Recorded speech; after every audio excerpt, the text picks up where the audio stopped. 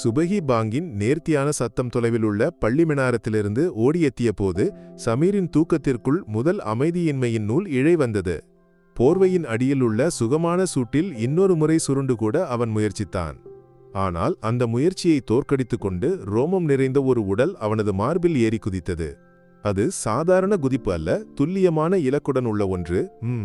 மியாவு கிளுக்கியது அது. அவளது நேர்த்தியான சத்தம் ஒரு கலப்பும் இல்லாத அதிகாரத்துடன் வெளியே வந்தது. சமீர் கண்களை திறக்கவில்லை. அவனுக்கு தெரியும் அடுத்த நகர்வு என்னவென்று. எதிர்பார்த்தது போல அவளது சிறிய குளிர்ந்த மூக்கு அவனது கன்னத்தில் அழுத்தியது. அதோடு அன்புடன் உள்ள ஒரு உரசலும். போடி உறங்கட்டே. சமீர் போர்வையின் அடியிலிருந்து முணுமுணுத்தான். கிளுக்கி விட்டுக் கொடுக்க தயாராக இல்லை. அவள் முன்கால்களால் அவனது மார்பில் மெதுவாக அழுத்தினாள். நகங்கள் வெளியே எடுக்காமல் உள்ள அந்த தொடுதலில் ஒரு நினைவூட்டல் இருந்தது. எழுந்திரு, பிரார்த்தனை செய்ய நேரமாகிவிட்டது. சமீர் சிரிப்புடன் கண்களை திறந்தான். அவனது நேராக உற்று நோக்கும் 2 பிரகாசமான கண்கள். கருப்பும் வெள்ளையும் கலந்த அவளது ரோமங்களுக்கு இடையில் அந்த கண்களுக்கு சிறப்பு அழகு இருந்தது. அவள் இன்னொரு முறை சத்தம் செய்தாள். இம்முறை கொஞ்சம் நீட்டியே அழுதது. எழுந்திருந்து உப்பாப்பா. தா வருகிறேன். அவன் அவளை மெதுவாக தடவி எழுந்தான். கிளுக்கி திருப்தியுடன் தரையில் குதித்து வாலாட்டிக்கொண்டு அறையின் கதவை நோக்கி நடந்தது. சமீர் எழுந்திருக்கும் வரை அவள் அங்கு காத்திருந்தாள். இதுதான் அவர்களது உலகம். 30 வயது கொண்ட அதிகம் பேசாத வனவிலங்கு புகைப்படக்காரரான சமீரும் அவனது நிழல் போல அவனுடன் இருக்கும் கிளுக்கியும். அவனது உலகம் கேமராவின் லென்ஸ் வழியாக இருந்தது. 6 வயல்களும் நிறைந்த அந்த கிராமத்தின் பறவைகளும் பூம்பாற்றைகளும் அவனது தோழர்களாக இருந்தனர். ஆனால் அந்த உலகத்தின் மிக முக்கியமான அத்தியாயம் கிளுக்கி. உழு எடுத்து நமஸ்காரப்பாய் விரிக்கும்போது கிளுக்கி ஜன்னலின் விளிம்பில் இடம் பிடித்திருந்தாள். வெளியே புலரி வெளிச்சம் பரவத் தொடங்கியது மட்டுமே. சமீர் பிரார்த்தனையில் மூழ்கினான். அவனது மனம் அமைதியானது. பிரார்த்தனை முடிந்து அவன் எழுந்தபோது கிளுக்கி அவனது கால்களில் வந்து உரசத் தொடங்கினாள். பசியா என் காந்தாரிக்கு. அவன் அவளை கையில் எடுத்தான். அடுக்கையில் உம்மா பாத்திமா தேநீருக்கு நீர் வைத்திருந்தாள். சமீரையும் கிளுக்கியையும் ஒன்றாக கண்டபோது அவள் சிரித்தாள். இரண்டும் கூட எழுந்துவிட்டதா? இவள்தான் உன் அலாரமா? பின்னல்லாதே. சமீர் கிளுக்கிக்கு ஒரு பாத்திரத்தில் பால் ஊற்றி கொடுத்தான். அவள் ஆர்வத்துடன் அதை குடிக்கத் தொடங்கினாள். தேநீர் குடித்துக்கொண்டு அவன் தனது லேப்டாப்பை திறந்தான். கடந்த நாள் எடுத்த கிங்விஷரின் படங்களை எடிட் செய்ய வேண்டும். அவன் வேலையில் மூழ்கிய போது வழக்கம் போல கிளுக்கி மேசை மேல் குதித்து லேப்டாப்பின் கீபோர்டுக்கும் ஸ்கிரீனுக்கும் இடையில் உள்ள இடத்தில் ஒதுங்கி கூடினாள். அவளது சமீபம் அவனுக்கு ஒரு பாதுகாப்பு அளித்தது. வெளியே திரிசூர் நகரம் பூரத்தின் ஆரவங்களுக்கு மெதுவாக எழுந்து தொடங்கியது. ஆனால் இந்த சிறிய வீட்டில் சமீரின் மற்றும் கிளுக்கியின் உலகம் அமைதியானதும் மகிழ்ச்சி நிறைந்ததுமாக இருந்தது. அத்தியாயம் 2. பாத்திமா. ஓ பாத்திமா. அயல்பக்கத்து சாரதாமாவின் நீட்டிய வெளி கேட்டதால் பாத்திமா அடுக்கையிலிருந்து இறையத்துக்கு வந்தாள். கையில் ஒரு ஸ்டீல் பாத்திரத்துடன் வேலிக்கருகில் நிற்கிறாள் அவள். 70க்கு அருகில் வயது இருந்தாலும் சத்தத்தில் ஒரு குறைவும் இல்லை. என்ன சாரதேச்சி, காலையிலேயே? பாத்திமா சிரிப்புடன் கேட்டாள். பூரம் வருகிறதல்லவா, வீட்டில் கொஞ்சம் உன்னியப்பம் செய்தேன். இது பிள்ளைகளுக்கு கொடு. அவள் பாத்திரத்தை வேலிக்கப்புறத்திலிருந்து நீட்டினாள். பாத்திரத்தை திறந்தபோது நல்ல சூடான உன்னியப்பத்தின் மனம் பரவியது. இதுக்கு என்ன செச்சு மெனக்கெட்டது? நான் நேற்று நெய்யப்பம் செய்திருந்தேன். அங்கே கொடுக்க இருந்தது. பாத்திமா பாத்திரத்தை வாங்கினாள். ஓ, அது சரமில்ல. பூரம் நமக்கும் இருக்கிறதல்லவா? உன் மகன் போகிறானா புகைப்படம் எடுக்க? அவனுக்கு இப்போது அதுதான் வேலை. வெடிக்கெட்டும் மேளமும் என்று சொன்னால் உயிர். கடந்த முறை படம் பத்திரத்தில் வந்திருந்தது. பாத்திமாவின் முகத்தில் பெருமை நிறைந்தது. அவர்களது உரையாடலுக்கு இடையில் சமீர் கேமராவுடன் இறங்கி வந்தான். சாரதாமாவை கண்டபோது அவன் சிரித்தான். என்ன சாரதாமே, விசேஷம்? நல்ல விசேஷம் மோனே. உனக்குள்ளது இது. அவள் உன்னியப்பத்தின் பாத்திரத்தை காட்டினாள். ஆஹா, உன்னியப்பம். உம்மா, எனக்கு 4 வேண்டும். அவர்களது பேச்சை கேட்டுக்கொண்டு கிளுக்கி வராந்தையின் தூணில் நகம் கொண்டு மாந்தி மூர்க்கம் கூட்டிக் கொண்டிருந்தாள். சாரதாமா அவளை கண்டபோது அன்புடன் சொன்னாள். பார், அவளது ஒரு கம்பீரம். அந்த வீட்டின் ராணி என்று நினைப்பு. 6 வயல்களும் எல்லையிடும் அந்த கிராமத்தின் படம் அது. பள்ளியும் கோவிலும் தோளோடு தோள் சேர்ந்து நின்றது. பாங்க்விழியும் கோவிலின் கீர்த்தனங்களும் ஒன்றாக காற்றில் கலந்து சேர்ந்தது. மனிதர்களின் மனங்களிலும் அந்த பிரிவுகள் இல்லை. ரஷீதின் வீடு அங்கிருந்து அதிக தூரத்தில் இல்லை. அவனது உப்பாவும் சமீரின் உப்பாவும் நல்ல நண்பர்களாக இருந்தனர். ஆனால் புதிய தலைமுறைக்கு வந்தபோது ஏதோ மாற்றங்கள் நடந்திருந்தது. சமீர் கேமராவை தோளில் இட்டு பைக்கை ஸ்டார்ட் செய்தான். உம்மா, நான் டவுன் வரை போயிட்டு வரேன். பூரத்தின் ஏற்பாடுகளின் கொஞ்சம் படங்கள் எடுக்க வேண்டும். நல்லா பார்த்துப்போ மோனே, பாத்திமா சொன்னாள். சமீர் பயணம் செய்வதை பார்த்து நின்ற சாரதாம்மா பாத்திமாவிடம் சொன்னாள், நல்ல மகன். தெய்வம் அவனுக்கு நல்லதே செய்யும். ஃபாத்திமாவின் மனத்தில் ஒரு பிரார்த்தனை நிறைந்தது. அவர்களது கிராமத்தின் இந்த நட்பும் அமைதியும் எப்போதும் நிலைத்திருக்கட்டும் என்ற பிரார்த்தனை. ஆனால் அந்த கிராமத்தின் அமைதிக்கு கரிய நிழல் வீழ்த்த போகும் சிலரின் காலொலிகள் அருகிலுள்ள ஒரு ஆற்றின் கரையில் எதிரொலிக்கத் தொடங்கியது என்று அவர்கள் அறியவில்லை. ஆற்றின் வளைவை திரிந்து காடு ஏறி கிடக்கும் வழிமுடியும் இடத்தில் அந்த பழைய தரவாடு நின்றிருந்தது. காலங்களாக ஆள்தாமசமில்லாமல் ஊர்வனவற்றுக்கு அடைக்கலம் கொடுத்திருந்த அந்த வீட்டுக்கு இப்போது புதிய தாமசக்காரர்கள் வந்திருந்தனர். வெளி உலகம் அதை அறியவில்லை. உள்ளே உள்ள பெரிய அறையில் தூசி பிடித்த தரையில் ஒரு பாய் விரித்து 4 பேர் உட்கார்ந்திருந்தனர். அவர்களது தலைவன் அமீர் கம்பீரத்துடன் அறையில் நடக்கிறான். வெள்ளை நீண்ட முகத்தில் நெருப்பு எரியும் கண்கள். அவனது ஒவ்வொரு இயக்கத்திலும் அதிகாரமும் கொடூரமும் நிழலித்தது. எல்லாம் தயாரா? அமீரின் சத்தம் அறையில் எதிரொலித்தது. ஏறக்குறைய கூட்டத்தில் ஒருவன் பதில் சொன்னான். சாமான்கள் எல்லாம் கிடைத்துவிட்டது. இனி இணைக்க வேண்டும். நேரம் வீணாக்காதே. பூரத்துக்கு இனி நாட்கள் மட்டுமே. இம்முறை வெடிக்கெட்டு நாம் நடத்துவோம். இந்த நாடு எரிந்து பரவ வேண்டும். அவர்களது கொண்டாட்டம் அவர்களது கண்ணீராக வேண்டும். அமீர் ஜன்னல் வழியாக வெளியே பார்த்தான். அவனது கண்களில் வெறுப்பு கொதித்தது. கதவில் ஒரு நிழல் அசைந்தபோது எல்லோரும் அதிர்ந்து திரும்பினர். வந்தது ரஷீத். கையில் ஒரு பெரிய பொதியுடன் அவன் பயத்துடன் உள்ளே வந்தான். அவனது நெற்றி வியர்த்திருந்தது. உணவு, அவன் தடுமாறிய சத்தத்தில் சொன்னான். அமீர் அவனை அடிமுதல் நோக்கினான். அந்த பார்வையில் ரஷீதின் உள்ளம் கலங்கியது. என்னடா பயப்படுகிறாய்? நாம் செய்வது புண்ணிய வேலை. அல்லாஹுவின் உண்மையான போர்வீரர்கள் நாம். ரஷீத் ஒன்றும் சொல்லவில்லை. பொருளாதார ரீதியாக பின்னோக்கி நிற்கும் குடும்பம், வழிதவறிய நட்புகள், மூளையில் ஊசி செலுத்தப்பட்ட விஷமான கருத்துகள், அது எல்லாம்தான் அவனை இங்கு கொண்டு வந்தது. ஆனால் சமீரையும் அவனது உம்மாவையும் போன்றவர்களின் அன்பை கண்டு வளர்ந்த அவனது உள்ளத்தின் உள்ளே ஒரு போராட்டம் நடக்கிறது. இது செய்வது சரியா? இந்த நாட்டின் ஏழைகளை கொல்வது என்ன புண்ணிய வேலை? போய் அருகிலுள்ள கடைகளிலிருந்து கொஞ்சம் சாமான்கள் வாங்க வேண்டும். லிஸ்ட் நான் தருகிறேன். அமீர் ஒரு காகிதத்தை அவனுக்கு நீட்டினான். யாருடைய கவனத்திலும் படக்கூடாது. சந்தேகம் தோன்றினாள். அமீர் வாக்கியத்தை முடிக்காமல் ரஷீதை கூர்மையாக பார்த்தான். அந்த பார்வையின் அர்த்தம் அவனுக்கு புரிந்தது. உணவுப் பொதியை அங்கு வைத்து லிஸ்டுடன் வெளியே இறங்கும்போது ரஷீதின் கால்கள் நடுங்கிக் கொண்டிருந்தன. ஆற்றுக்கரையின் காற்று அவனை தழுவியது. தொலைவில் கோவிலின் உச்ச பூஜையின் மணியொலி கேட்கலாம். அவனது கண்கள் நிறைந்தன. தான் எங்கு வந்துவிட்டேன் என்று அவன் தன்னிடம் கேட்டான். ஆனால் திரும்பிப் போகும் வழி அடைக்கப்பட்டிருந்தது. அன்று மாலை வழக்கத்தை விட அமைதியாக இருந்தது. சமீர் தனது கேமராவை சுத்தம் செய்யும் அவசரத்தில் இருந்தான். பாத்திமா முற்றத்தில் தண்ணீர் தெளிக்கிறாள். கிளிக்கி தனது வழக்கமான மாலை சவாரிக்காக இறங்கினாள். அவள் முற்றத்தின் செம்பருத்தி சுவட்டில் கொஞ்சம் நேரம் நின்றாள். பின்னர் வேலி குதித்து அயல்பக்கத்து பரம்புக்கு நடந்தாள். அது வழக்கமான காட்சி என்பதால் யாரும் அவளை சிறப்பாக கவனிக்கவில்லை. பரம்பில் உள்ள புல் நாம்புகளுக்கு இடையில் அவள் நடந்தாள். அவளது கவனம் திடீரென மரத்தில் இருந்த ஒரு பெரிய இரவு பூச்சியில் பதிந்தது. அட்லஸ் மோத். சமீர் அதன் படத்தை கிடைக்க குறை நாட்களாக முயற்சிக்கிறான். ஆர்வம் நிறைந்த கண்களுடன் கிளுக்கி அந்த பூச்சியை பார்த்தாள். அது சிறகடித்து உயர்ந்தபோது ஒரு நிமிடம் கூட சிந்திக்காமல் அவள் அதன் பின்னால் ஓடினாள். பூச்சி பறந்து போனது ஆற்றின் பக்கமாக இருந்தது. வழிகளும் இடவழிகளும் கடந்து வீடுகளின் பின்புறங்களில் கிளுக்கி ஓடினாள். அவளது கவனம் முழுவதும் முன்னால் பறக்கும் வண்ணச்சிறகுகளில் இருந்தது. அவள் ஓட்டத்தில் எவ்வளவு தூரம் கடந்தாள் என்றோ எங்கு வந்தாள் என்றோ தெரியவில்லை. இறுதியில் அந்த இரவு பூச்சி ஒரு பெரிய மரத்தின் மேலே பறந்து போய் பார்வையில் இருந்து மறைந்தது. கிளுக்கி ஏமாற்றத்துடன் நின்றாள். சுற்றும் பார்த்தபோது தான் வழி தவறிவிட்டேன் என்று அவளுக்கு புரிந்தது. அறியாத இடங்கள், அறியாத வாசனைகள். அவள் திரும்பி நடக்க முயற்சித்தாள். ஆனால் எந்த வழியில் வந்தேன் என்று அவளுக்கு நினைவில்லை. இருட்டு பரவத் தொடங்கியிருந்தது. தொலைவில் எங்கோ ஒரு நாய் குரைக்கும் சத்தம் கேட்டு அவள் பயந்தாள். அப்போது ஆற்றின் அருகிலுள்ள அந்த பழைய வீடு அவளது கவனத்தில் பட்டது. வெளியே அமைதியாக தோன்றினாலும் உள்ளே லேசான வெளிச்சம் இருந்தது. பாதுகாப்பான இடம் என்ற சிந்தனையில் அவள் அந்த வீட்டின் உடைந்து கிடந்த சுவரின் அடியில் ஊடுருவி உள்ளே நுழைந்தாள். அத்தியாயம் 5. உள்ளே உள்ள அறையில் அமீரும் தோழர்களும் அதீவ கவனத்துடன் வேலையில் இருந்தனர்.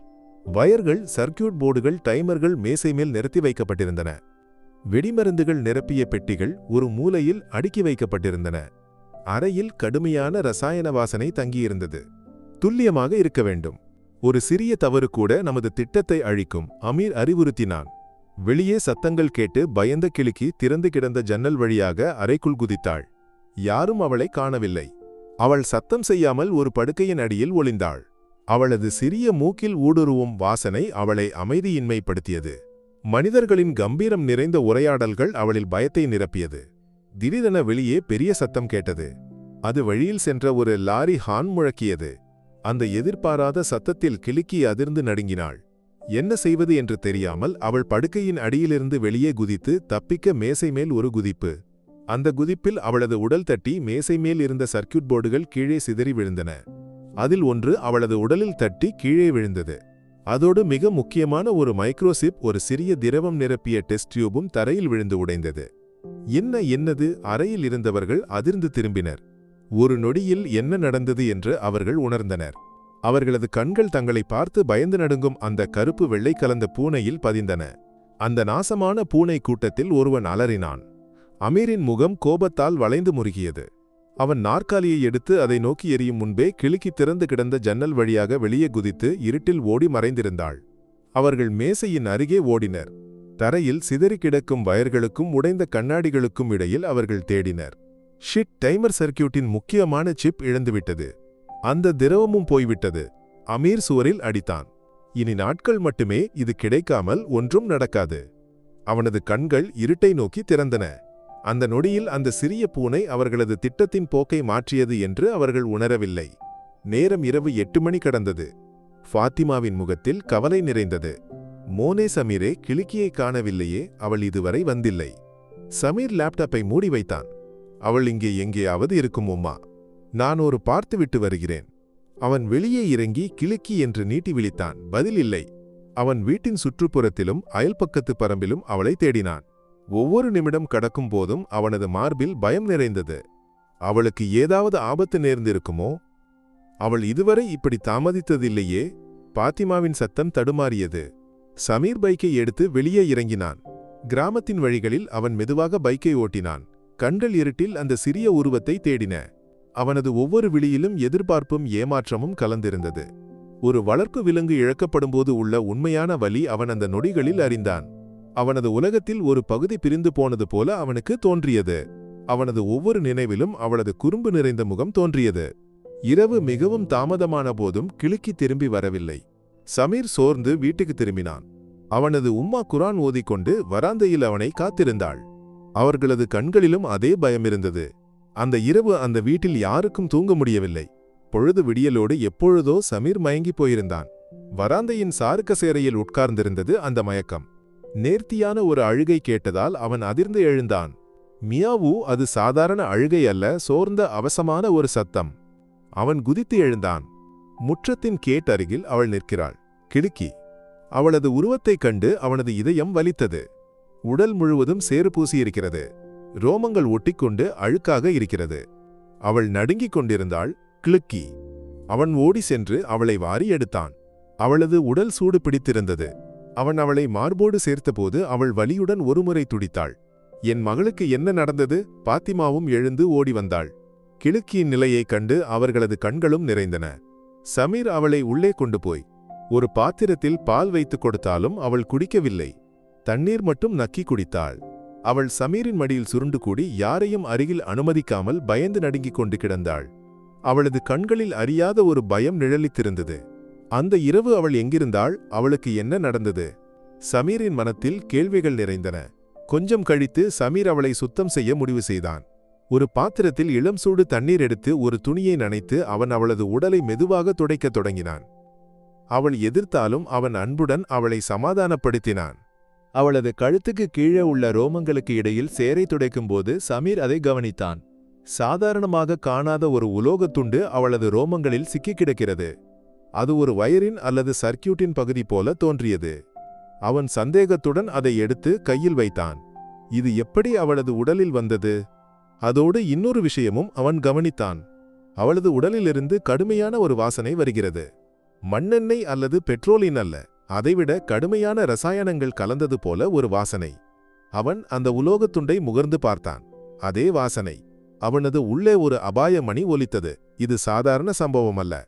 அவள் எங்கோ விபத்தில் சிக்கியிருக்கிறாள். அந்த உலோகத்துண்டும் இந்த வாசனையும். அவனது மனத்தில் சந்தேகத்தின் நிழல்கள் வீழத் தொடங்கின.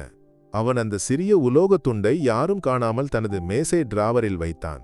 கிளிக்கியின் பயத்தின் காரணம் வெறும் நாயை பயந்தது அல்லது வழி தவறியது மட்டும் அல்ல என்று அவனுக்கு உறுதியாக இருந்தது. அதே நேரம் ஆற்றுக்கரையின் அந்த பழைய தரவாட்டில் அமீரின் கோபம் அக்னி பர்வதம் போல புகைந்து கொண்டிருந்தது. ஒரு பூனை, ஒரு நிச்சயமற்ற பூனை காரணம் நமது திட்டங்கள் தாளம் தவறிவிட்டது. அவன் அலறினான். அந்த சிப் இல்லாமல் டைமரை இயக்க முடியாது அமீர்பாய். திரிசூர் டவுனில் போனால் ஒருவேளை கிடைக்கலாம். ஆனால் அது ரிஸ்க். கூட்டத்தில் ஒருவன் சொன்னான். அமீரின் கண்கள் ரஷீதை நோக்கி திரும்பின. பயத்தால் ரஷீதின் உடல் உறைந்திருந்தது. நீ போவாய். அமீர் அவனை நோக்கி விரல் காட்டினான். நீ போய் அந்த சாமானை வாங்கி வருவாய். உன்னை பார்த்தால் யாருக்கும் சந்தேகம் தோன்றாது. இந்த நாட்டுக்காரன் அல்லவா நீ? நான்? எனக்கு பயமாகிறது. ரஷீத் திணறினான். அமீர் அவனது கழுத்தை பிடித்தான். பயமா? உன் வீட்டுக்காரர்களை நினைவிருக்கா? உன் உம்மாவையும் தங்கையையும். நாங்கள் சொன்னதை செய்யாவிட்டால் பூரம் பார்க்க அவர்கள் இருக்க மாட்டார்கள். அந்த மிரட்டலில் ரஷீத் உடைந்து போனான். அவனது கண்களிலிருந்து கண்ணீர் ஓடியது. வேறு வழிகள் இல்லாமல் அவன் தலையாட்டினான். அமீர் ஒரு காகிதத்தில் அந்த எலக்ட்ரானிக் சிபின் கோடை எழுதி கொடுத்தான். போ, யாருடைய கவனத்திலும் படாமல் வாங்கி வா. ஏதாவது பிரச்சினை உண்டாக்கினால். ரஷீத் அந்த காகிதத்துடன் வெளியே இறங்கும்போது அவனது இதயம் படபடவென அடித்துக் கொண்டிருந்தது. திரிசூர் டவுனின் எலக்ட்ரானிக்ஸ் கடைகள் அவனுக்கு தெரியும். ஆனால் தனது ஒவ்வொரு இயக்கமும் கண்காணிக்கப்படுகிறது என்ற சிந்தனை அவனை பைத்தியமாக்கியது. அடுத்த நாள் காலை சமீரின் மனம் அமைதியின்மையாக இருந்தது. கிளிக்கி இப்பொழுதும் சோர்ந்திருந்தாள். அவள் வீட்டின் வெளியே இறங்க கூட்டாக்கவில்லை. சமீர் மேசை டிராவரை திறந்து அந்த உலோகத் துண்டை கையில் எடுத்தான். அதை விரல்களுக்கு இடையில் வைத்து திருப்பி மறுப்பி பார்த்தான். இது எங்கிருந்து இருக்கும் அவளுக்கு கிடைத்தது? ஒரு புகைப்படக்காரரின் இயல்பான ஆர்வமும் தேடல் உணர்வும் அவனில் எழுந்தது. அவள் எங்கிருந்தாள் என்று கண்டுபிடிக்க வேண்டும். அவன் கிளிக்கியை எடுத்து வெளியே நடந்தான். வா, நாம் ஒரு நடை போயிட்டு வரலாம், அவன் அன்புடன் சொன்னான். அவள் அவனது கையில் ஒதுங்கி கூடினாள். அவன் மெதுவாக பரம்பில் நடந்தான். நேற்று அவளை காணாமல் போன வழிகளில் அவன் பயணித்தான். ஒவ்வொரு இடத்திலும் அவன் நின்று அவளது பதிலை கவனித்தான். ஆற்றின் பக்கம் திரியும் வழியில் வந்தபோது கிளிக்கி அமைதியின்மைப்படத் தொடங்கினாள். அவள் அவனது கையில் சிக்கிக் கொண்டு துடித்து நேர்த்தியான சத்தத்தில் அழுதாள். என்னடி, பயமா அங்கே போக? அவளது பயம் அவனுக்கு ஒரு சுட்டிக்காட்டியது. அந்த திசையில்தான் அவள் போனது. அந்த திசையில் அவளுக்கு பயமுள்ள ஏதோ ஒன்று நடந்தது. அவன் அவளை சமாதானப்படுத்தி வீட்டுக்கு திரும்பி நடந்தான். ஆனால் அவனது சிந்தனைகள் ஆற்றுக்கரையில் தங்கியிருந்தன. அங்கு ஏதோ இருக்கிறது, ஏதோ அசாதாரணமாக நடக்கிறது. திரிசூர் சோராஜ் ரவுண்டின் திரக்கில் ரஷீத் பஸ்ஸிலிருந்து இறங்கினான். அவனது இதயம் பெரும்பறை கொட்டிக் கொண்டிருந்தது. சுற்றியுள்ள மக்களை அவன் பயத்துடன் பார்த்தான். எல்லோரும் தன்னை கண்காணிக்கிறார்களா என்று அவனுக்கு தோன்றியது. வியர்ப்பு அவனது நெற்றியில் ஓடியது. அவன் எலக்ட்ரானிக் சாமான்கள் விற்கும் கடைகளின் வரிசைக்கு நடந்தான். அமீர் கொடுத்த காகித துண்டு அவனது பாக்கெட்டில் ஈரமானது. ஒரு சிறிய கடையின் முன் அவன் நின்றான். உள்ளே நுழைய தயங்கி நின்ற அவனை கடை உரிமையாளர் கவனித்தான். என்ன மோனே வேண்டும்? அவன் கேட்டான். ரஷீத் அதிர்ந்தான். அவன் நடுங்கும் கைகளுடன் பாக்கெட்டிலிருந்து காகிதத்தை எடுத்து அவனுக்கு நீட்டினான். கடை உரிமையாளர் அதை பார்த்தான். இதா? இது சாதாரண சர்க்கியூட்டில் உபயோகிப்பது இல்லையே, சிறப்பு பொருள். என்னுக்கு இது? அது என் ப்ராஜெக்டுக்கு வேண்டி. ரஷீத் திணறினான். அவனது பதற்றத்தைக் கண்ட கடை உரிமையாளருக்கு ஏதோ பிழை தோன்றியது. இருந்தாலும் அவன் உள்ளே போய் ஒரு சிறிய பெட்டியிலிருந்து அந்த சிபை எடுத்துக் கொடுத்தான். 150 ரூபாய் ஆகும். ரஷீத் பணம் கொடுத்து சாமானை வாங்கி திரும்பி ஓடாத குறைவே இருந்தது. அவனது அந்த வெப்ராளம் கடை உரிமையாளரின் சந்தேகத்தை அதிகரித்தது. அவன் கடையின் வெளியே வந்து அவன் திரக்கில் மறையும் வரை பார்த்து நின்றான். ஏதோ பெரிய குழப்பம் இருக்கு, அவன் முணுமுணுத்தான். பஸ்ஸில் ஏறி திரும்பி கிராமத்துக்கு போகும்போது ரஷீதின் மனம் வெறுமையாக இருந்தது. தான் ஒரு கொலை கூட்டத்தில் பகுதியாகிவிட்டேன். இனி ஒரு திரும்பல் இல்லை. அவனது கண்கள் மீண்டும் நிறைந்தன. மதியம் கழிந்தபோது சமீர் பைக்குடன் வெளியே இறங்கினான். அவனது தோளில் கேமரா பேக் இருந்தது. அவன் நேராக போனது ஆற்றுக்கரைக்கு இருந்தது. கிளிக்கி பயம் காட்டிய அந்த இடத்திலிருந்து கொஞ்சம் தூரத்தில் யாரும் காணாத ஒரு இடத்தில் அவன் பைக்கை ஒதுக்கி வைத்தான். அவன் ஆற்றின் கரையில் மெதுவாக நடந்தான். அவனது புகைப்படக்காரரின் கண்கள் சுற்றியுள்ள ஒவ்வொரு சிறிய மாற்றத்தையும் பிடித்தெடுத்துக் கொண்டிருந்தது. புல்லுகளுக்கு இடையில் புதியதாக உருவான டயரின் அடையாளங்கள் அவனது கவனத்தில் பட்டன. ஒரு வான் போன்ற பெரிய வாகனத்தின் அது. இந்த காடு பிடித்த வழியில் எனக்கு ஒரு வான் வர வேண்டும். அவனது கண்கள் அந்த பழைய தரவாட்டுக்கு நீண்டன. வெளியே பார்க்கும்போது ஆள்தாமசத்தின் அடையாளம் இல்லை. ஆனால் ஏனோ அந்த வீட்டுக்கு ஒரு மூச்சு முட்டல் இருந்தது என்று அவனுக்கு தோன்றியது. அவன் தனது கேமராவை வெளியே எடுத்தான். டெலிஃபோட்டோ லென்ஸ் வழியாக அவன் அந்த வீட்டின் ஜன்னல்களை சூம் செய்தான். தூசி பிடித்த ஜன்னல் கண்ணாடிகளுக்கு இடையில் தெளிவில்லாத சில உருவங்கள் உள்ளே இயங்குவது போல அவனுக்கு தோன்றியது. ஒரு நிழல் போல ஏதோ ஒன்று வேகமாக நகர்ந்து மறைந்தது. அவனது இதய துடிப்பு அதிகரித்தது. அவன் கேமராவை கீழே இறக்கினான். இங்கு ஏதோ நடக்கிறது, ஆபத்தான ஏதோ ஒன்று. அவன் திடீரென அங்கிருந்து பின்வாங்கினான். அதிக தெளிவுகள் வேண்டும், தெளிவான படங்கள். அதற்கு இரவு வரை காத்திருக்க வேண்டும். யாரும் எதிர்பார்க்காத நேரத்தில் வரவேண்டும்.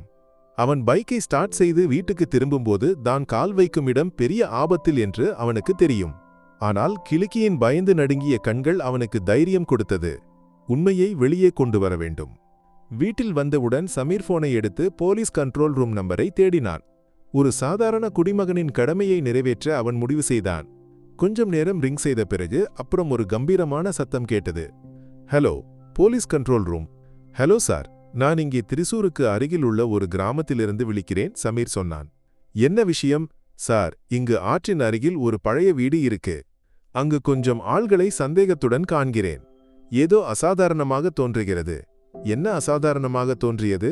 சமீர் ஒரு நிமிடம் தயங்கினான். பூனையின் விஷயத்தை எப்படி சொல்வது? அங்கு சில அறியாத ஆள்கள் இருக்கின்றனர். அவர்களது நடத்தையில் ஒரு பிழை இருக்கு. ஒரு வான் வந்து போவதை கண்டேன். உங்களுக்கு என்ன அங்கு வேலை? நீங்கள் யார்? அப்புறம் சத்தம் கடுமையானது. நான் ஒரு புகைப்படக்காரன். சமீர். ஓ, சமீர் கேட்டு ஒரு மாதிரி. எப்படியும் நாங்கள் பார்க்கிறோம். போன் கட்டானது. அந்த உரையாடலில் உள்ள புச்சம் சமீருக்கு புரிந்தது. தனது பெயரை கேட்டபோது வந்த மாற்றம் அவனை வலிப்படுத்தியது. இருந்தாலும் போலீஸ் ஏதாவது செய்யும் என்று அவன் ஆசைத்தான். அவன் டிஒய்எஸ்பி மெர்லின் மாத்யூவின் நம்பரை ஏற்பாடு செய்ய முயற்சித்தான். ஒரு நண்பர் வழி நம்பர் கிடைத்தது. அவன் நடுங்களுடன் அந்த நம்பருக்கு விழித்தான். Hello, DYSP Merlin Matthew madam, என் பெயர் சமீர். நான் ஒரு முக்கியமான விஷயம் சொல்ல விழித்தேன். அவன் விஷயங்களை விளக்கினான். ஆற்றுக்கரையின் வீடு, அறியாதவர்கள், வானின் விஷயம். இறுதியில் அவன் தயங்கி சொன்னான். மேடம், என் பூனையை காணாமல் போயிருந்தது. அது திரும்பி வந்தபோது அதன் உடலில் ஒரு எலக்ட்ரானிக் சர்க்கியூட்டின் துண்டு கிடைத்தது. அதுக்கு அந்த வீட்டின் பக்கம் போகவும் பயம். அப்புறம் ஒரு நிமிடம் மௌனம். பின்னர் நேர்த்தியான ஒரு சிரி சமீர் கேட்டான். மிஸ்டர் சமீர், உங்களுக்கு என்ன தோன்றுகிறது? ஒரு பூனையின் பயத்தை வைத்து நாங்கள் விசாரணை தொடங்க வேண்டுமா? போலீஸுக்கு வேறு வேலை இருக்கு.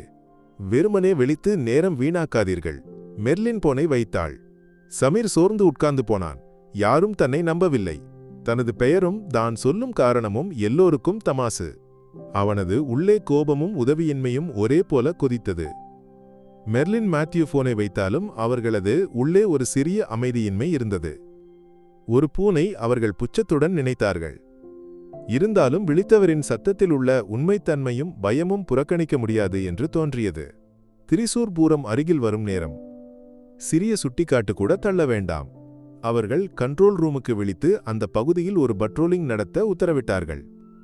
வெறுமனே ஒரு சுற்று போயிட்டு வந்தால் போதும். சந்தேகமாக ஏதாவது கண்டால் தெரியப்படுத்து. அவர்கள் பயல்களுக்கு திரும்பினாலும் சமீரின் சத்தம் மனத்தில் எதிரொலித்துக் கொண்டிருந்தது. அதே நேரம் சமீர் ஒரு முடிவு எடுத்திருந்தான். போலீஸ் வராது, யாரும் வராது. தான் தெளிவுகளை கண்டுபிடிக்க வேண்டும். இந்த உலகம் நம்பும் வகையில் உள்ள தெளிவுகள், படங்கள். அவன் தனது கேமரா பேக்கை இன்னொரு முறை சோதித்தான். லென்ஸ்களை சுத்தம் செய்தான். இரவு ஆக காத்திருந்தான். தனது வாழ்க்கையின் மிக ஆபத்தான பணிக்கப் போகிறேன் என்று அவனுக்கு தெரியும்.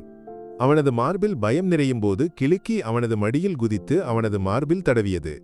அந்த சிறிய உயிரின் தொடுதல் அவனுக்கு தைரியம் கொடுத்தது. இரவின் கருப்பு கிராமத்தை விழுங்கியது.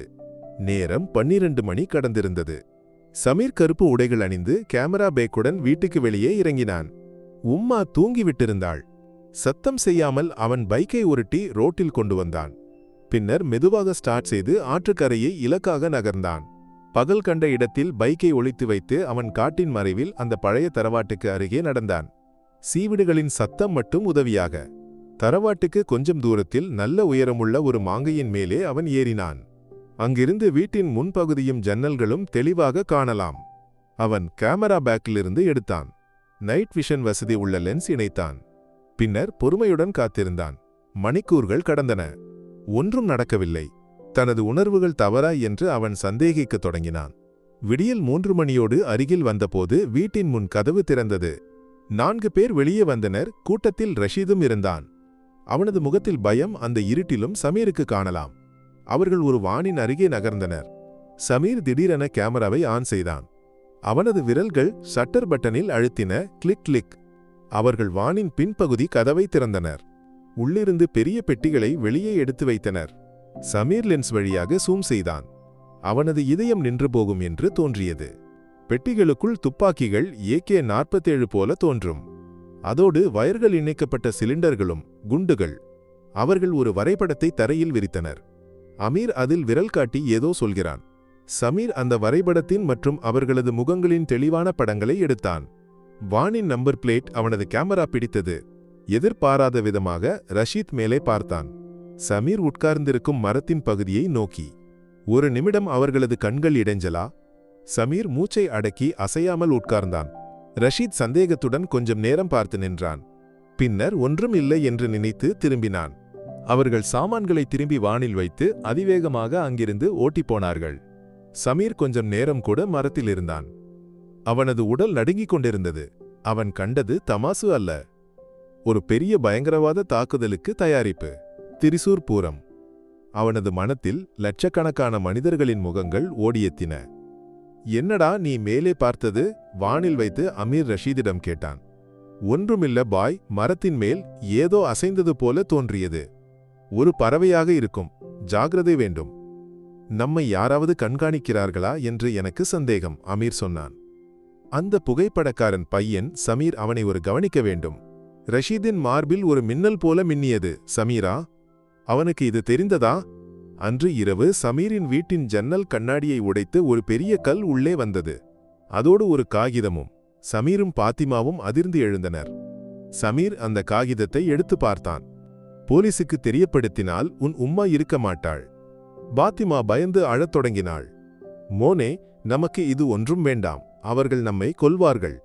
உம்மா, பயப்படாதே, எனக்கு ஒன்றும் நடக்காது. நாம் இந்த நாட்டை காப்பாற்ற வேண்டும், சமீர் சொன்னான். அவனது சத்தம் உறுதியானது. ஆனால் அவனது உள்ளேயும் பயம் நிறைந்திருந்தது. அடுத்த நாள் காலை சமீர் அந்த புகைப்படங்களை ஒரு பென் டிரைவுக்கு மாற்றினான். பின்னர் மெர்லின் மேத்யூவுக்கு ஒரு மெசேஜ் அனுப்பினான். மேடம், நேற்று நான் சொன்ன விஷயங்கள் தமாசு அல்ல. அதன் தெளிவுகள் என் கையில் இருக்கு. இந்த புகைப்படங்களை பாருங்கள். KL08XX1234 என்ற நம்பரில் உள்ள வானும் கவனிக்கவும். தயவு செய்து உடனடியாக தலையிடவும். நிறைய உயிர்களின் விஷயம். அவன் புகைப்படங்களை இணைத்து அனுப்பினான். பின்னர் பதிலுக்கு காத்திருந்தான். மெர்லின் மேத்யூ தனது அலுவலகத்தில் உட்கார்ந்து மெசேஜை கண்டபோது முதலில் புச்சத்துடன் சிரித்தார். ஆனால் புகைப்படங்களை ஒன்றொன்றாக திறந்தபோது அவர்களது முகம் மாறியது. துப்பாக்கிகள், குண்டுகள், சந்தேகமான முகங்கள். அவர்களது கைகள் நடுங்கின. அவர்கள் உடனே வான் நம்பரை பற்றி விசாரிக்க உத்தரவிட்டார்கள். அரை மணி நேரத்தில் பதில் வந்தது. மேடம், அந்த நம்பர் போலியானது. அப்படி ஒரு வாகனம் பதிவு செய்யப்படவில்லை. மெர்லின் மேத்யூ நாற்காலியிலிருந்து எழுந்தார். விஷயத்தின் தீவிரம் அவர்களுக்கு முழுமையாக புரிந்தது. அவர்கள் அந்த புகைப்படங்களில் உள்ள முகங்களை மீண்டும் கூர்மையாக பார்த்தார்கள். தலைவன் போல தோன்றும் ஆள் அமீர். இன்டெலிஜென்ஸ் பைல்களில் கண்டு பழக்கமான முகம். ஆபத்தான பயங்கரவாதி. அவர்கள் உடனே சமீரை திரும்பி விழித்தார்கள். Hello Sameer, Merlin Matthew. நீங்கள் எங்கிருக்கிறீர்கள்? நீங்கள் பாதுகாப்பாக இருக்கிறீர்களா? அவர்களது சத்தத்தில் பதற்றம் இருந்தது. திரிசூர் பூரத்தின் நாள். நகரம் மக்கள் கடலாக மாறியிருந்தது. இலஞ்சி தரையில் மேளம் அதன் உச்சத்தில் நுழையும். லட்சக்கணக்கான ஆள்கள் அந்த தாளத்தில் லயித்து நிற்கின்றனர். அதே நேரம் போலீஸ் கமிஷனர் அலுவலகத்தில் மெர்லின் மேத்யூவின் தலைமையில் ஒரு அவசர கூட்டம் நடக்கிறது. அவர்கள் நகரத்தில் நுழைந்து விட்டனர். நமது முதல் இலக்கு அந்த பழைய தரவாடு. ஒரு குழு அங்கு போகட்டும். ஆனால் என் ஊகம், அவர்கள் அங்கிருந்து தப்பிவிட்டிருப்பார்கள், மெர்லின் சொன்னார். அவர்கள் சொன்னது சரி. போலீஸ் அந்த வீட்டை சுற்றியபோது அது வெறுமையாக இருந்தது. ஆனால் அங்கிருந்து அவர்களுக்கு தீர்மானகரமான சில தெளிவுகள் கிடைத்தன. ஒரு வரைபடம். அதில் 2 இடங்கள் சிவப்பு மையில் குறிக்கப்பட்டிருந்தன. இலஞ்சித்தர மேளம் நடக்கும் இடமும் வெடிக்கெட்டு சாமான்கள் வைக்கும் இடமும். Oh my God! அவர்கள் இலக்கு வைப்பது அதிகம் ஆள்கள் கூடும் 2 இடங்கள். மெர்லின் அலறினார். சமீரை போலீஸ் பாதுகாப்பில் வைத்திருந்தனர். அவன் கொடுத்த புகைப்படங்களிலிருந்து ரஷீதை அவர்கள் அடையாளம் கண்டனர். அவனது வீட்டை கண்டுபிடித்து போலீஸ் அங்கு வந்தது. அவனது அறையிலிருந்து ஒரு டைரி கிடைத்தது. அதில் சில கோடுகளும் அமீருடன் பேசிய விவரங்களும் இருந்தன. அவர்கள் பல குழுக்களாக பிரிந்து செயல்படுகின்றனர். ரஷீதின் கையில் இரண்டாவது குண்டு மெர்லின் வயர்லெஸ் வழியாக தனது குழுவுக்கு அறிவுறுத்தினார். நேரம் அதிவேகமாக முன்னேறியது. குண்டுக்குழு வெடிக்கெட்டு சாமான்கள் வைக்கும் இடத்துக்கு ஓடியது. மக்களை பதற்றப்படுத்தாமல் அவர்கள் அந்த பகுதியை சுற்றினர். நிமிடங்கள் நீண்ட முயற்சிக்குப் பிறகு வெடிக்கெட்டு புரையின் பின்னால் ஒளித்து வைக்கப்பட்ட குண்டை அவர்கள் கண்டுபிடித்து நீக்கினர். திரிசூர் ஒரு பெரிய துயரத்திலிருந்து தலைநாரிழைக்கு தப்பியது. ஆனால் இரண்டாவது குண்டு இப்பொழுதும் ரஷீதின் கையில் இருந்தது. அவன் இளைஞத்தரையின் மக்கள் கூட்டத்தில் எங்கோ இருக்கிறான். அவனை கண்டுபிடிப்பது அசாத்தியம். சமீர், நீங்கள் எங்களுடன் வாருங்கள். உங்களுக்கு அவனை அடையாளம் காண முடியலாம், மெர்லின் சொன்னார். போலீஸ் வாகனத்தில் சமீர் பூரப்பரம்புக்கு வந்தான். உயர்ந்த ஒரு கட்டிடத்தின் மேலிருந்து அவன் பைனாக்குலரில் மக்கள் கூட்டத்தை கண்காணித்தான். அவனது கண்கள் ரஷீதுக்கு தேடின. ஒவ்வொரு முகமும் அவனுக்கு ரஷீதின் போல தோன்றியது. அங்கே ஆல்மரத்தின் அருகில் நீல ஷர்ட் சமீர் அலறினான். போலீஸ் அந்த பகுதிக்கு குதித்தது. ஆனால் ரஷீத் அவர்களை கண்டான். அவன் மக்கள் கூட்டத்தில் ஓடி தப்பிக்க முயன்றான். ஒரு பெரிய கட்டிடத்தில் ஓடியேறினான். போலீஸ் பின்னாலும். கட்டிடத்தின் மேல் வைத்து போலீஸ் அவனை சுற்றினர். சரணடை ரஷீத். மெர்லின் துப்பாக்கி காட்டி அலறினார். ரஷீத் சிரித்தான். ஒரு பைத்தியத்தின் சிரி. எல்லாம் முடிந்தது. ஆனால் நான் தனியாக போக மாட்டேன். அவன் தனது சட்டை இழுத்து கிழித்தான். அவனது மார்பில் ஒரு குண்டு இணைக்கப்பட்டிருந்தது. அவன் அதன் பட்டனில் விரல் அழுத்த தயாரானான். எதிர்பாராத விதமாக மெர்லின் முன்னே குதித்து அவனது காலில் சுட்டார். பிடிவிட்டு ரஷீத் தரையில் விழுந்தான். அவனது கையிலிருந்து குண்டின் டெடோனேட்டர் தெரித்து போனது. போலீஸ் அவனை சுற்றி பிடித்துக் கொண்டது. கீழே இளைஞத்தர மேளம் அதன் முடிவில்லாத தாளத்தில் எதிரொலித்துக் கொண்டிருந்தது. மேலே நடந்தது ஒன்றும் தெரியாமல் லட்சக்கணக்கான ஆள்கள் அந்த தாளத்தில் நடனமாடிக் கொண்டிருந்தனர். நாட்களுக்குப் பிறகு சமீரின் வீட்டின் வராந்தையில் அமைதி தேங்கி நின்றது. பத்திரிகைகளில் முழுவதும் திரிசூர் பூரத்தை காப்பாற்றியது பற்றிய செய்திகள். மெர்லின் மாத்யூவின் மற்றும் போலீஸ்காரர்களின் படங்கள். ஒரு போலீஸ் ஜீப் வீட்டுக்கு முன் வந்து நின்றது. அதிலிருந்து மெர்லின் மாத்யூ இறங்கி வந்தார். அவர்களது முகத்தில் ஒரு சிரி இருந்தது. சமீர், அவர்கள் விழித்தார்கள். சமீரும் பாத்திமாவும் வெளியே வந்தனர். நான் அதிகாரப்பூர்வமாக நன்றி சொல்ல வந்தேன். நீங்கள் காட்டிய தைரியத்துக்கு இந்த நாடு முழுவதும் உங்களுக்கு கடன்பட்டிருக்கு, மெர்லின் சொன்னார். அவர்கள் பாத்திமாவை நோக்கி திரும்பினார்கள். நீங்கள் பயப்பட வேண்டாம், உங்கள் மகன் ஒரு ஹீரோ. அவர்கள் பாக்கெட்டிலிருந்து ஒரு சிறிய பெட்டியை எடுத்து சமீருக்கு நீட்டினார்கள். இது போலீஸ் டிபார்ட்மெண்டின் சிறிய பரிசு. அது ஒரு புதிய கேமரா லென்ஸ். சமீர் அதை வாங்கும்போது மெர்லின் சிரிப்புடன் சொன்னார். ஒரு பூனை திரிசூரை காப்பாற்றியது. ஒரு தைரியமான மனிதன் அதன் ஆத்மாவை காப்பாற்றினான். அடுத்த நாள் மெர்லின் மாத்யூ ஒரு பத்திரிகை சந்திப்பு நடத்தினார். இந்த தாக்குதலுக்கு பின்னால் செயல்பட்டவர்களுக்கு மதம் இல்லை. எந்த மதத்தின் பெயர் சொல்லியோ அவர்கள் இந்த கொடூரத்துக்கு வந்தார்கள். அதே மதத்தில் நம்பும் இந்த நாட்டை அன்பு செய்யும் ஒரு இளைஞன் தனது உயிரை பணயம் வைத்து இந்த நாட்டை காப்பாற்றினான். திரிசூரின் மத நல்லுறவை அழிக்க வந்தவர்களின் திட்டத்தை அழித்தது சமீர் என்ற இளைஞனின் தைரியம். பயங்கரவாதத்துக்கு மதமில்லை, அதுக்கு வெறுப்பின் முகம் மட்டுமே. மாதங்கள் கடந்தன. சமீரின் வாழ்க்கை பழையது போல ஆனது. அவன் மீண்டும் தனது கேமராவுடன் இயற்கைக்கு இறங்கினான். ஆனால் இப்போது அவனை காணும்போது கிராமவாசிகள் மரியாதையுடன் சிரிப்பார்கள். ஒரு மாலை நேரத்தில் சமீரும் பாத்திமாவும் வராந்தையில் உட்கார்ந்து தேநீர் குடிக்கிறார்கள். அயல்பக்கத்து சாரதாமாவும் அவர்களுடன் சேர்ந்தாள். என் சமீர் மோன் பெரிய ஆளாகி போய்விட்டானே, சாரதாமா அன்புடன் சொன்னாள். சமீர் சிரித்தான். அவனது மடியில் உலகத்தில் ஒன்றும் நடக்காத மாதிரி கிளுக்கி சுகமாக தூங்கிக் கொண்டிருந்தாள். இடையில் அவள் தூக்கத்தில் அதிர்ந்து ஒரு பூம்பாற்றையை பிடிக்க முயல்வது போல கால்களை அசைத்தாள். சமீர் அவளை தடவினான். அந்த அப்பாவி உயிர்தான் எல்லாவற்றுக்கும் காரணம் என்று அவன் நினைத்தான். உலகின் மிகப்பெரிய வெறுப்பையும் கொடூரத்தையும் சில சமயம் மிக நிச்சயமற்ற அப்பாவி அன்பால் தோற்கடிக்க முடியும். அவனது மனத்தில் அமைதி நிறைந்தது. தொலைவில் பள்ளியிலிருந்தும் கோவிலிலிருந்தும் ஒரே நேரத்தில் பிரார்த்தனைகளின் சத்தம் உயர்ந்தது. அந்த சத்தங்கள் காற்றில் ஒன்றாக கலந்து சேர்ந்தன. அந்த இசையில் லயித்து கிளுக்கி அவனது மடியில் இன்னொரு முறை சுருண்டு கூடினாள்.